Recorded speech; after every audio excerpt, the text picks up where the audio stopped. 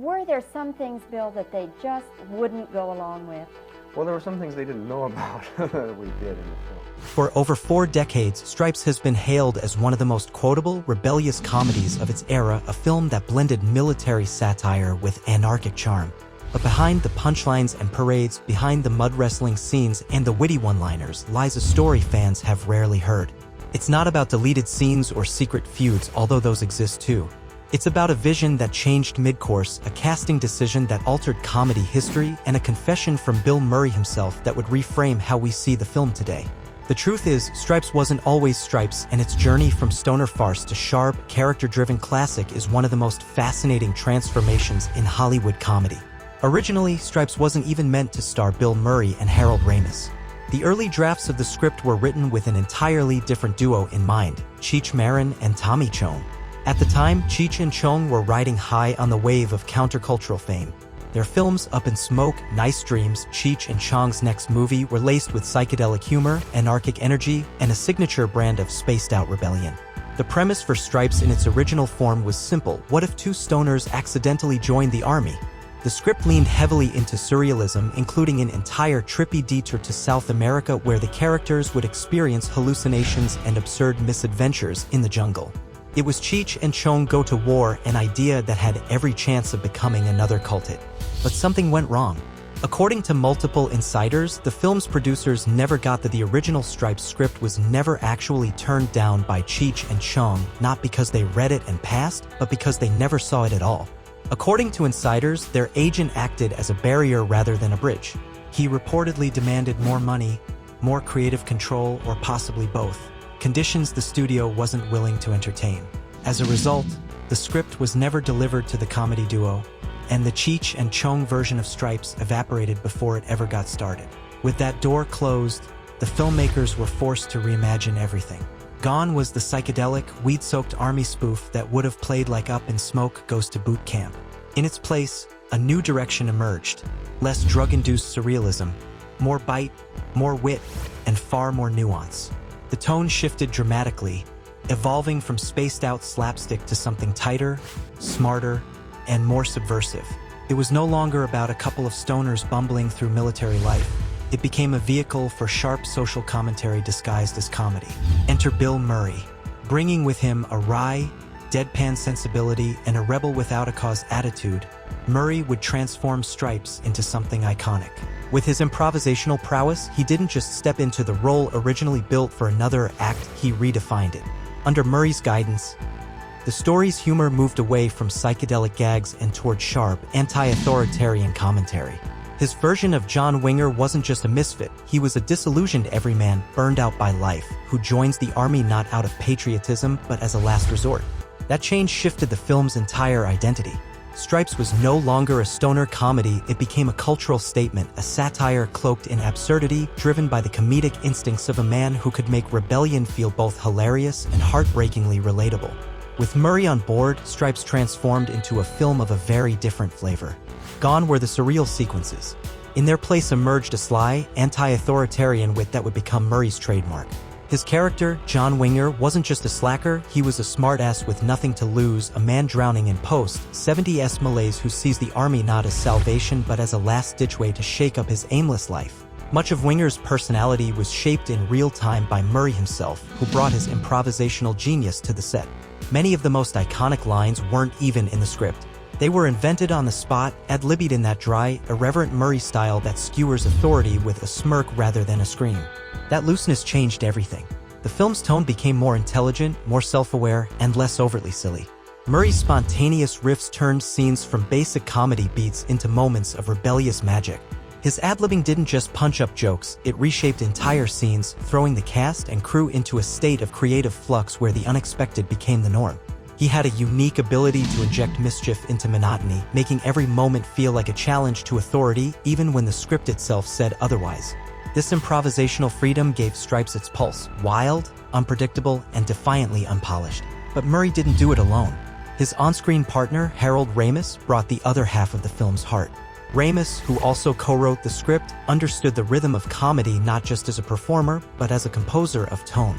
His portrayal of Russell Zisky wasn't loud or flashy, but it was quietly brilliant.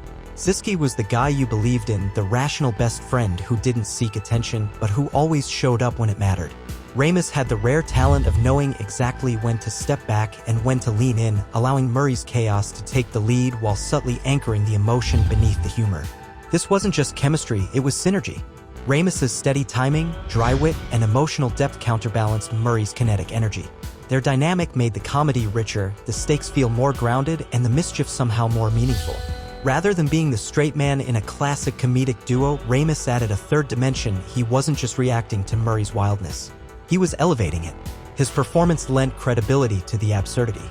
And that delicate tension between restraint and rebellion is what gave Stripes its staying power. Together, they didn't just deliver laughs, they built a framework for modern buddy comedies. Their rapport would influence everything from Ghostbusters to Superbad, proving that heart and hilarity didn't have to be separate. In Stripes, the chaos worked because someone was there to guide it. And that someone was Harold Ramis. As Russell Zisky, Ramis played the calm to Murray's chaos, the straight man, yes, but not in the traditional sense. Zisky wasn't humorless or rigid. He was kind, thoughtful, and just as funny in his own understated way. His dry delivery and impeccable timing added a layer of emotional intelligence to the film. Together, Murray and Ramis created a buddy dynamic that was more than just contrast, it was chemistry. Their relationship gave Stripes its soul. While Winger cracked jokes and courted trouble, Zisky grounded him with loyalty and quiet resolve. It was a friendship that felt real, and it gave the film the emotional core that most military comedies lacked. Behind the scenes, though, Stripes was pure mayhem. The production was as anarchic as the story. Murray and Ramis constantly went off-script, forcing director Ivan Reitman to adapt on the fly. Scenes were rewritten on set. Blocking was rethought. Camera setups were adjusted mid-shoot to accommodate spontaneous moments. The result was comic magic, but it came at a price. Studio executives, already nervous about the film's irreverent military tone, were jittery. They feared backlash from the U.S. Army, which had surprisingly provided real support: tanks, helicopters, and even access to Fort Knox. What the military saw as a light-hearted recruitment film, Reitman and his stars were bending into a satire of authority and conformity. Ironically, it was that realism, the real locations, the real gear, that gave Stripes its unique edge. The contrast between authentic military visuals and absurd on-screen antics made the comedy hit harder. Watching Murray crack wise in front of real tanks or stumble through actual boot camp drills made the satire feel sharper, more grounded. The authenticity boosted the humor rather than undermining it. Yet there was a version of Stripes audiences never saw. Among the deleted scenes was a deeper romantic arc between Winger and Stella, played by P.J. Sauls. In the theatrical cut, their relationship is mostly flirtation and comic tension. But earlier drafts featured scenes that showed a more vulnerable side of Winger, a man quietly aching for connection and stability. Another removed storyline followed Winger's emotional unraveling before enlisting, portraying his decision to join the army as a desperate response to failure and disillusionment. And then there was the South America sequence, perhaps the wildest remnant of the original Cheech and Chong version. That entire subplot, built around a drug-induced misadventure, was shot down in the final. Script revisions. Its removal solidified Stripes as something smarter, leaner, and ultimately more timeless. Still, the making of Stripes wasn't without personal crossroads. After the film's success, Bill Murray was offered a high-profile role by none other than Clint Eastwood. The pitch, a Navy-themed World War II action comedy, designed to blend big-budget spectacle with humor. It could have marked a bold new direction for Murray's career, placing him alongside one of cinema's most revered figures. But he turned it down. Fresh off Stripes, Murray worried about being typecast in military comedies. He wanted creative freedom, not a career in uniform. Years later, he admitted that rejecting Eastwood's offer remains one of his biggest professional regrets. Yet maybe it was for the best.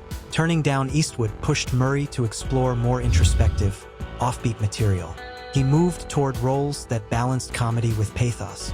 Characters who were funny not because they were jokesters, but because they were real, flawed, searching. This evolution began with Stripes. John Winger's sardonic one-liners weren't just punchlines, they were defense mechanisms, windows into a man drifting through life. That complexity became a hallmark of Murray's future roles in Ghostbusters, Scrooged, Groundhog Day, and even his later work with Wes Anderson. Stripes was where he first proved he could lead a film not just with laughs, but with layered humanity. Harold Ramis, too, carved a new path from Stripes. His portrayal of Zisky became a model for the thoughtful sidekick, a character who didn't shout or slapstick his way to attention but instead supported the comedy with restraint and rhythm. Ramis's performance proved that being the quieter half of a duo didn't mean being the lesser half. It meant anchoring the madness with depth and warmth. This approach would influence buddy comedies for decades, where emotional resonance became just as valuable as comic timing. In fact, Stripes helped redefine the buddy comedy genre altogether. Before it, most buddy films relied on strict opposites, the wild guy and the buzzkill, the clown and the straight man.